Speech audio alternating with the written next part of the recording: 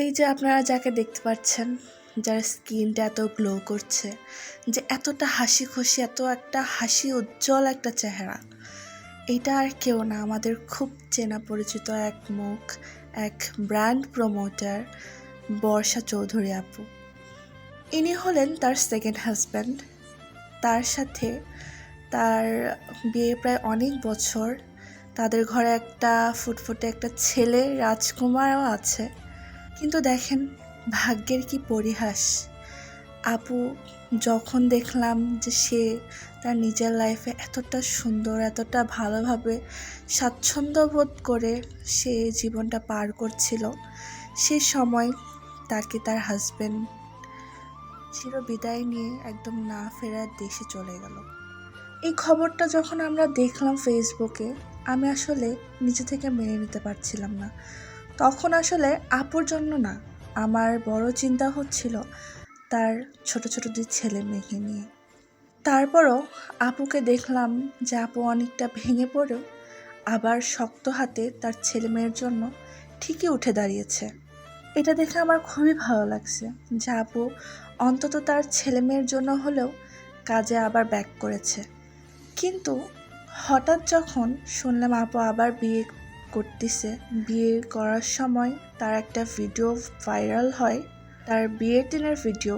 সেখানে রাসেল মিয়াকে যখন আমার নজরে পড়ে, তার কিছু কিছু ব্যবহার, কিছু কিছু কাজকর্ম, কিছু কিছু কথা আমার কেমন যেন তেমন একটা ভালোভাবে আমার কাছে মনে হয়নি। তার কথা বলার ধরন বা তার কথা বলার যে একটা আকার ইঙ্গিত, সেগুলো আসলে আমি ভালোভাবে নিতে পারিনি। তবুও ভাবলাম যে হয়তো বা আল্লাহ যা করে ভালোর জন্য করে। আর বর্ষা আপু নিজের জীবনে এতটাই স্ট্রাগল করে এ পর্যন্ত আসছে, সেহেতু সে মনে হয় নিজে থেকে এই ডিসিশনটা খুব ভেবেচিন্তে নিয়েছে। তো ভাবলাম হয়তো বা আপু অনেকটাই ভালো থাকবে, সে তার ছেলে মেয়ের কথা চিন্তা করে হয়তো বা এই ডিসিশনটা নিয়েছে। আর রাসেল মিয়ার কথাগুলো শুনে মনে হলো যে হয়তো বা সে তার বাচ্চার বাবার একটা পরিচয় দেওয়ার জন্য, তার বাচ্চার যে দায়িত্ববোধটা নেওয়ার জন্য হয়তো বা তাকে বিয়ে করেছে। সব কিছুই ভালো যাচ্ছিল।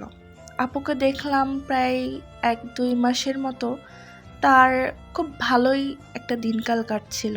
বাট একটা জিনিস কি জানেন, যখন একটা মানুষ কোনো একটা মিথ্যা কথা বলবে, সেটা কিন্তু আল্লাহও সহ্য করে না। আর মিথ্যা কখনোই কিন্তু চাপা থাকে না, এটা একদিন না একদিন সত্য হয়ে বের হয়ে আসবেই। আর মানুষ কখনো তার নিজের ক্যারেক্টার কখনোই ঢেকে রাখতে পারে না। হয়তো বা অভিনয় করবে 1-2 বছর বা সর্বোচ্চ কয়েক বছরের জন্যই, কিন্তু সারা জীবনের জন্য কিন্তু সে তার ক্যারেক্টারটাকে দাবিয়ে রাখতে পারবে না। একদিন না একদিন তার নেচার, তার স্বভাব, সব কিছু কিন্তু একদিন না একদিন বের হয়ে আসবেই। আর ঠিক তেমনি আমিও দেখলাম যে একটা ভয়েস রেকর্ড ভাইরাল হয়। আর ভাইরাল হওয়ার কিছুদিনের মাথায় আবার দেখলাম, কিছুদিন না, তার পরের দিনেই দেখলাম যে আপু সেটাকে মিথ্যা বলে বা এটা একটা হ্যাকিং বলে সেটাকে ইগনোর করাই দিল। তারপর অনেক কিছু বলল যে তারা অনেক ভালো আছে। বাট মেন বিষয়টা সেখানেই, তখনই কিন্তু একটা মনের মধ্যে খটকা লেগে যায়। তারপর বর্ষা আপু যখন পরের দিন একটা লাইভ করে যে তারা ভালো আছে, রাসেল মিয়ার তার মধ্যে এমন কোনো কিছুই হয়নি, বারবার আপু কিন্তু একটা সাইন দেখাচ্ছিল, যেটাকে বলে যে সে একটা বিপজ্জনক একটা সাইন বারবার দেখাচ্ছিল। আর এটা কিন্তু অনেক ভাইরাল হয়ে গেছিল। তো তখনই আমি ভেবে নিছিলাম যে আপু হয়তো বা কোনো বিপদের মধ্যেই আছে। আর একটা মেয়ে কতটা খারাপ অবস্থায় থাকলে তার পরিবর্তনটা এরকমভাবে হইতে পারে। আপনারা আগের ভিডিওগুলো ফলো করলেই দেখতে পারবেন যে আপু কতটা মোটা গাঁঠা একটা মেয়ে ছিল, তার স্কিনটা কত সুন্দর ছিল, সে কতটা গ্লো করছে, তার মুখের একটা হাস্যোজ্জ্বল চেহারা, যেটা কিন্তু এখন আর দেখা যায় না। বিয়ের পর কিন্তু এই চেহারাটা কিন্তু আসে তার একমাত্র হাজব্যান্ডের কাছ থেকে, প্রিয় মানুষের কাছ থেকে। প্রিয় মানুষটা যদি তাকে সুখে রাখে, ভালো রাখে, তখনই কিন্তু এরকম চেহারাটা চলে আসে। আর প্রিয় মানুষ যখন সব সময় খারাপ ব্যবহার করে, দুশ্চরিত্র বলে, মারধর করে, টর্চার করে, তখন আসলে এরকম চেহারাটা আর থাকা পসিবল না। কালকে যখন আপুর লাইভ দেখলাম, আসলে নিজেকে ঠিক রাখতে পারছিলাম না যে তাকে কি বলবো বা তাকে কি বলা উচিত। কারণ দিন শেষে সেও একটা মেয়ে, সেও কারো মা, কারো বোন। রাসেল মিয়া যে তাকে লোভে পড়ে বিয়ে করছিল, এটা আসলে আমাদের কারোই বুঝতে বাকি রইল না।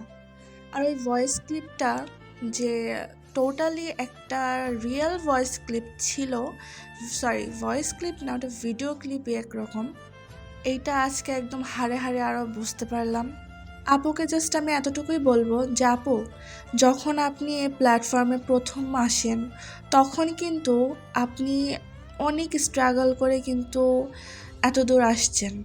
আপনি যখন প্রথম প্রথম লাইভ করতেন, আপনাকে অনেকে অনেক রকমের ব্যাড কমেন্ট করতো, অনেক কিছু বলতো। আপনি তখন কিন্তু প্রত্যেকটা মেয়েকে সাহস নিয়ে বাঁচার কিন্তু একটা অনুপ্রেরণা দিতেন সব সময়। আমি কিন্তু আপনাকে ফলো করি সেই 2019 থেকেই। তখন থেকে আপনাকে দেখতাম, আপনি মেকআপ লাইভ করতেন ফার্স্ট ফার্স্ট। তখন আপনাকে অনেক দেখা হতো, আপনার কথাগুলো অনেক শোনা হতো, খুব ভালো লাগতো। তখন আপনি নিজেকে এত অনুপ্রেরণা দিয়ে এত দূর আসছেন দেখে আমার কাছে এতটা ভালো লাগতো যা বলার বাকি রাখে না। তো আজকে আপু এতটুকুই বলবো যে আপনি নিজের খেয়াল রাখেন, আপনার বাচ্চার চিন্তা করেন, আপনার নিজের চিন্তা করেন। আর রাসেল মিয়াকে তার প্রাপ্য যে শাস্তি, তা অবশ্যই জনগণ দিবে। আল্লাহ তো দিবেই, আল্লাহ তো একজন বসে আছে। তার এই কথায় কথায় কোরআন শরীফ হাতে নেওয়া, সেটা খুব ভালো করে জনগণ বুঝতে পারছে যে সে কত বড় একটা চিট, কত বড় একটা বাটপার, আর কত বড় বেয়াদব হইলে এরকম কাজ করতে পারে। আপু, আসলে তুমি ভেঙে পড়ো না। আমি চাই তোমরা ছেলে মেয়ে নিয়ে অনেক ভালো থাকো। আর অবশ্যই আল্লাহ যেহেতু কষ্ট দিছে, আল্লাহ সুখের দিন আবার ফিরাই দিবে। আল্লাহ তোমাকে আবার ভালো করে দেবে, সব কিছু ঠিক হয়ে যাবে। তুমি তোমার আস্থা হারাবা না আল্লাহর প্রতি, আর তুমি চেষ্টা চালিয়ে যাও। রাসেল মিয়া তার শাস্তি অবশ্যই পাবে। সে যে রকম কর্ম করছে তার ফল তাকে পেতেই হবে। আর সেটা পুলিশ হোক, সেটা জনগণ হোক, আর সেটা যেই হোক না কেন, আর আল্লাহ তো বসেই আছে দেওয়ার জন্য। তুমি কালকে পর্যন্ত যখন একটা পোস্ট করলা যে কোনো সিনিয়র অফিসার আছে কিনা, তখন পর্যন্ত কিন্তু আমার এতটা খারাপ লাগছে যা বলার বাহিরে। মানুষ কতটা অসহায় হলে এরকমটা বলে। আসলে আপু, এখানে তোমার কোনোই দোষ নাই। বিধবা হওয়া, ডিভোর্সি হওয়া আসলে কিন্তু মেয়েদের এটা কোনো দোষ না, এটা একান্তই ভাগ্যের ব্যাপার। কিন্তু কিছু কিছু ছেলেরা যখন এটা মেনে নেয় না, ছেলেরা যখন জাস্ট টাকার ওপর লোভে পড়ে আসে, তখন আসলে সেটাকে ভালোবাসা না, সেটাকে অভিনয়ই বলে। আপু, তুমি অনেক মেয়েদের কিন্তু আশা ভরসা, অনেক মেয়েকেই কিন্তু তুমি কিন্তু উঠে দাঁড়ানোর মতো সাহস জোগাইছ। এখন আমরা চাই তুমিও তোমার নিজের লড়াইটা একদম খোলা মনে লড়ো, সাহস নিয়ে লড়াই করো। তুমি যথেষ্ট সাহসী এক নারী। আমার বিশ্বাস তুমি এটাতে জয়লাভ করবাই করবা। আর সবসময় তোমার আর তোমার দুই বাচ্চার জন্য সবসময় আমাদের তরফ থেকে দোয়া, ভালোবাসা। তুমি এইভাবেই সামনের দিকে এগিয়ে যাও। আর দয়া করে প্লিজ সবসময় ভালো থাকার চেষ্টা করো আপু, ভেঙে পড়ো না। আল্লাহ একদিন তোমাকে সব কিছু আবার ঠিক করে দেবে। হয়তো বা আল্লাহ তোমাকে এখন পরীক্ষা করছে, তো তুমি সবসময় তোমার খেয়াল রেখো।